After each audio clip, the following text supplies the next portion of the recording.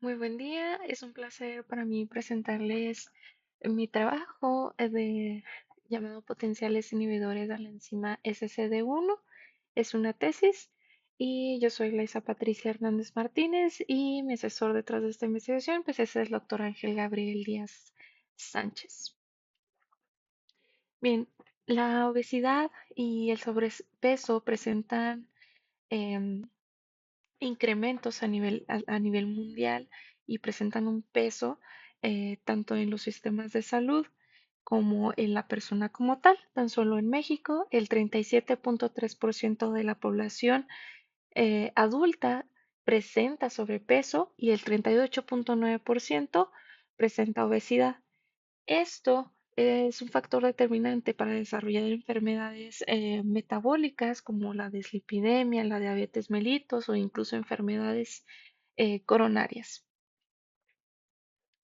Si bien el desarrollo de nuevos fármacos para estos tipos de patologías, pues conlleva muchos años. Tan solo en el descubrimiento de nuevos fármacos, en las selecciones de nuevas dianas y la búsqueda de nuevas moléculas y formación de algunas otras moléculas y evaluaciones farmacológicas nos llevaría alrededor de a 5, entre 2 a 5 años. El desarrollo preclínico nos tomaría de 1 a 5 años, que sería ya teniendo la molécula, pero haciéndole pruebas de toxicología, farmacocinética, cómo se realiza la síntesis de tal medicamento, para pasar ahora sí a lo que sería el desarrollo clínico, que serían 3 fases de desarrollo que conlleva alrededor de 7 años. Seguido de esto serían aprobaciones por instituciones gubernamentales, como en Estados Unidos, que sería la FDA, y regulaciones en México, que serían la COFEPRIS. Para pasar a la fase última, que sería la fase número 4, que sería vigilancia y monitorización en el mercado. Tan solo estas dos fases, junto con el desarrollo clínico, tomarían alrededor de entre 10 a 12 años como mínimo. Incluso a pesar de esto, pues hay un riesgo de que el fármaco, o los posibles fármacos o tratamientos que están en el mercado puedan ser retirados debido a reacciones adversas. Entonces, a pesar de todos los años que se pueden tardar en el desarrollo de un solo fármaco, pues pueden ser desventaja a final de cuentas si va a ser retirado en el mercado. Entonces necesita ser totalmente seguro. Si bien la enzima SCD1, esteroil-CoA desaturasa, tiene como principal función generar ácidos grasos saturados a monoinsaturados. Sus principales sustratos serían el esteroil con 18 carbonos y el palmitoil con 16 carbonos, presentando una desaturación entre los carbonos 9 y 10 de las cadenas. Si bien en condiciones normales esta enzima desempeña funciones como sería la movilidad o la fluidez de la membrana, pero en condiciones eh, de sobreexpresión, es decir, cuando se presenta obesidad, que es una condición patológica, pues pueden prevalecer enfermedades como la diabetes mellitus, la dislipidemia y el ácido graso no alcohólico. Y en contraste con lo anterior, con el desarrollo de fármacos, em, para inhibir sí, para inhibir esta enzima, pues o muchas otras en el desarrollo eh, de nuevas moléculas, se utiliza un acoplamiento molecular. Un acoplamiento molecular nos permite un avance significativo en cuestión de tiempo y costos. Es decir, esta herramienta lo que busca es filtrar muchos compuestos para quedarnos con uno solo o con varios que pudieran tener significancia clínica.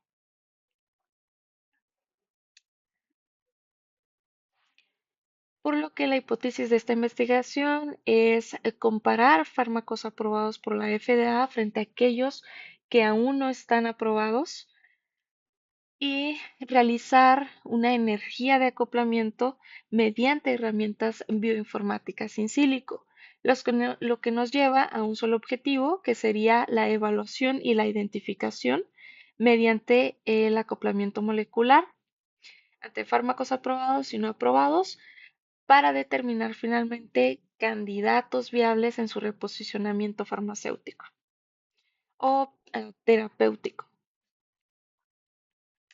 Si bien como parte de la metodología se realizaron diferentes estrategias, que lo que fue inicial pues sería la búsqueda de la proteína diana, en este caso SCD1, se obtuvo mediante la plataforma PDB, que es el Protein Data Bank. Es una plataforma totalmente gratuita en la cual se pueden utilizar estructuras que han sido desarrolladas o han sido puestas en esta plataforma mediante em, herramientas de cristalografía de rayos X. Bueno, una vez que tenemos a la proteína diana, lo que se realizó fue quitarle las moléculas de agua para dejarla lista para el siguiente paso, que sería someterla a tres diferentes farmacóforos para que estén dentro del sitio activo. El sitio activo de esta enzima es como un túnel, es un canal que tiene una curvatura y está coordinado por em, redes de histidina y dos iones de zinc que son claves en la catálisis de esta enzima. Los tres farmacóforos tienen un radio de 0.5 angstroms, lo que finalmente nos lleva a una inclusión y exclusión de ligandos una vez realizados estos farmacóforos.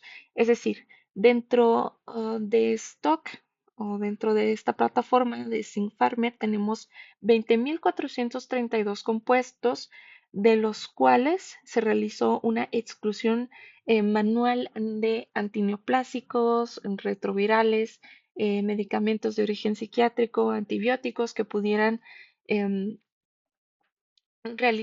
que pudieran causar una reacción adversa, porque a final de cuentas pues se piensa que esta investigación pues pudiera ser utilizada un poco más adelante, tomando en cuenta eso,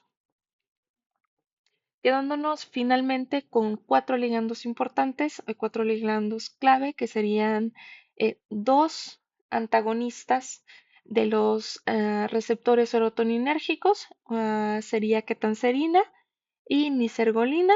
Tenemos uno de la familia de los triptanos, que sería el solmeltriptán, que es utilizado para las migrañas severas. Un antiinflamatorio no esteroideo, como lo es el fluorbuprofeno. Una vez teniendo estos ligandos individualmente, se realiza un acoplamiento molecular o se realizó un acoplamiento molecular en plataformas como el Swiss-Stock, que de igual manera es de origen gratuito.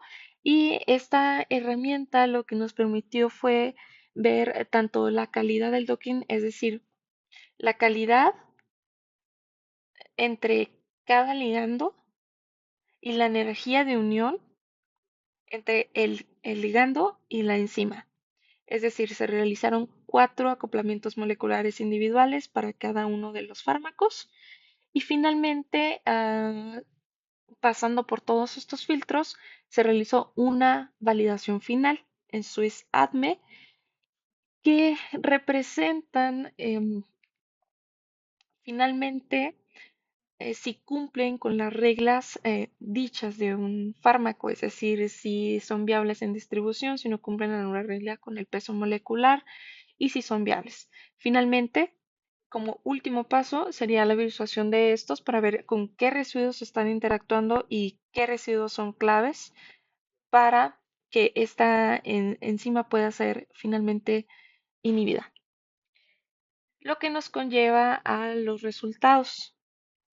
Para este ligando número uno, que sería la ketanserina, tuvimos una ACE score es decir, la calidad del acoplamiento molecular de rangos de menos 57,16 a menos 42,32 de las eh, 10 diferentes poses que puede adoptar este fármaco dentro del sitio catalítico.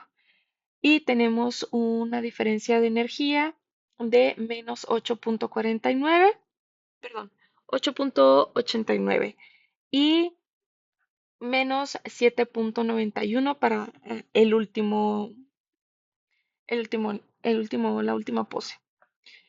Y la visualización de em, se observó que este fármaco pues queda anclado, como es decir, al momento en el que entra se queda atrapado como si estuviera en un brazo hidrofóbico que está interactuando con cuatro diferentes residuos que serían el triptófano 153, treonina 261 y lisina 147.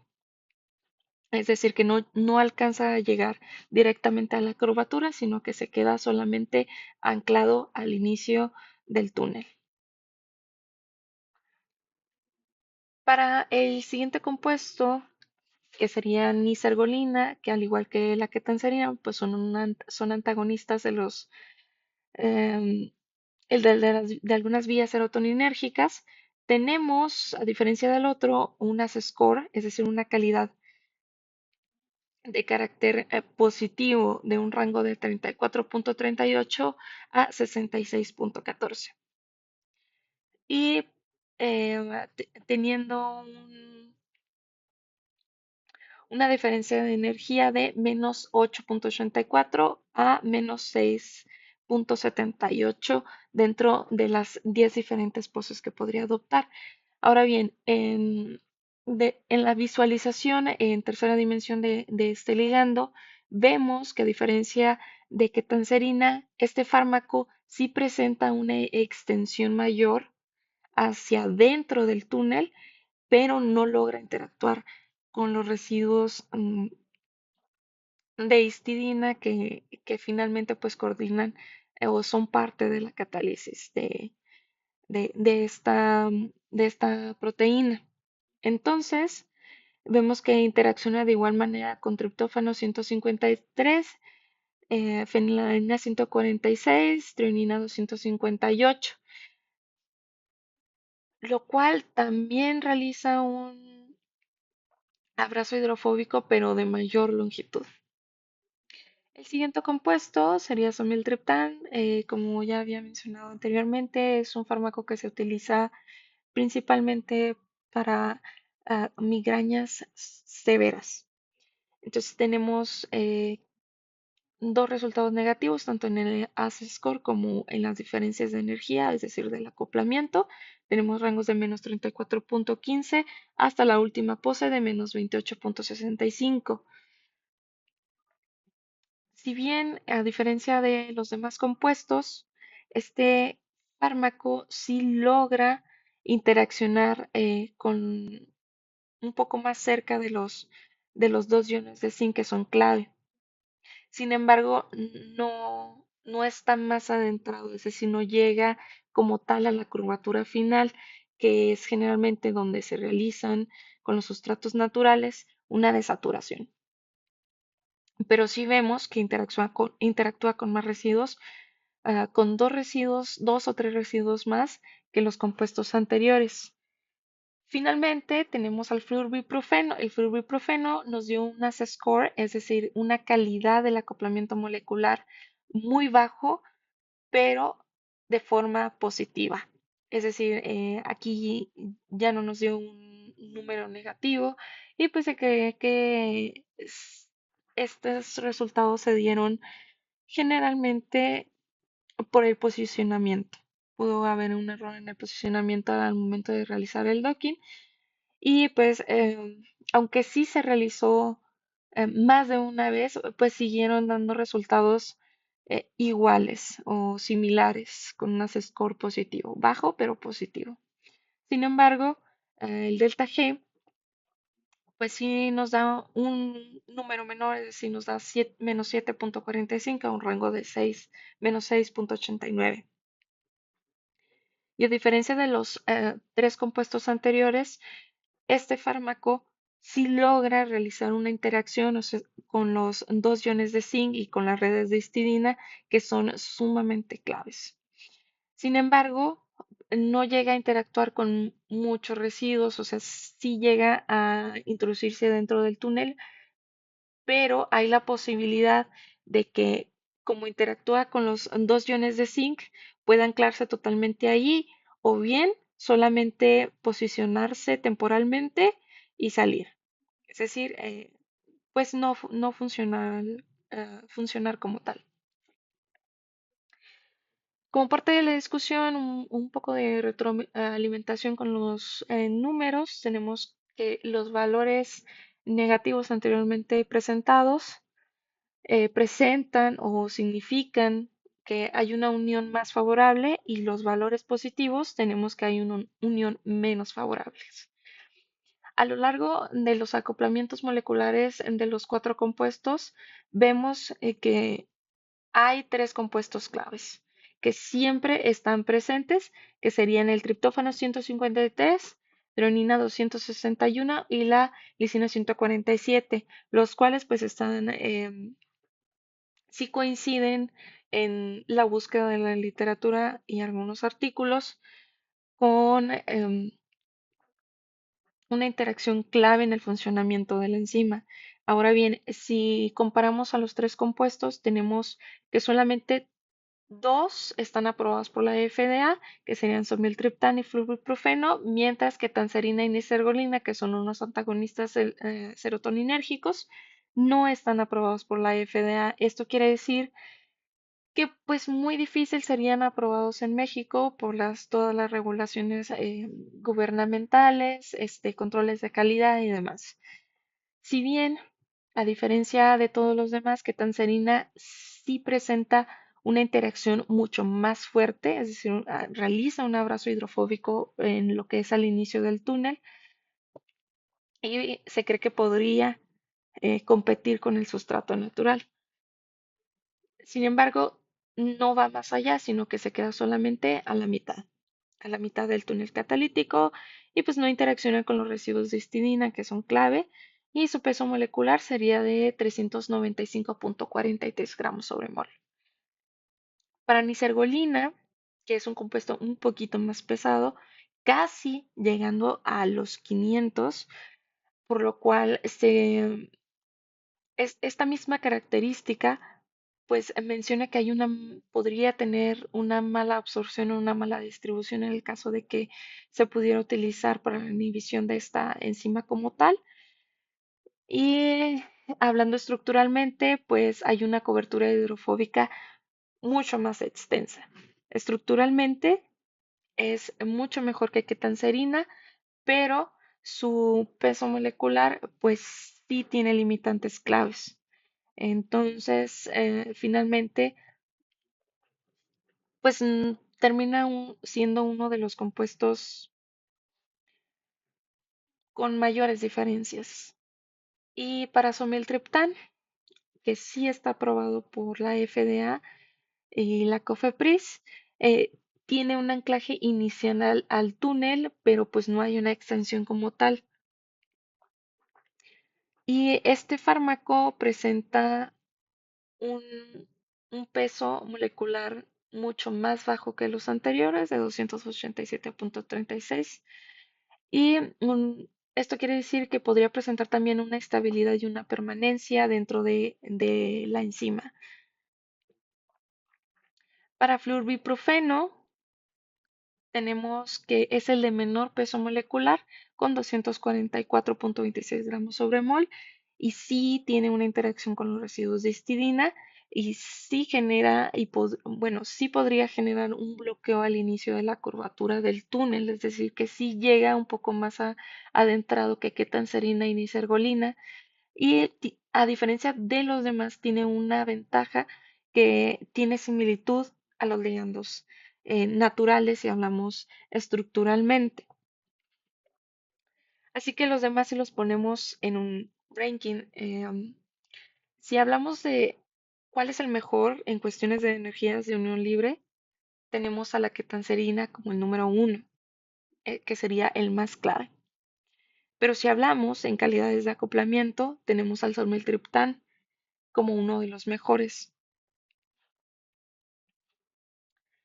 Finalmente, en este estudio, pues se identificaron afinidades significativas teóricas, porque todo esto fue de manera in silico, hacia SCD1 y tenemos que Tanserina sería el candidato más prometedor de esta investigación. Y además, pues los resultados están respaldados por el reposicionamiento farmacológico que podrían ser bien utilizados para eh, futuramente para un tratamiento ante la obesidad y la diabetes. A lo cual me lleva a las recomendaciones, que sería totalmente realizar una validación experimental in vivo e in vitro, si bien por algunas líneas celulares, o bien volver a validar todo este estudio computacionalmente con simulaciones de dinámica molecular e incorporar a estudios de toxicidad y metabolismo para volver a hacer una comparativa con estos resultados presentados. Y finalmente, pues esta sería mi bibliografía, un parte de la bibliografía utilizada, y les quiero agradecer por el tiempo tomado en ver esta presentación. Gracias.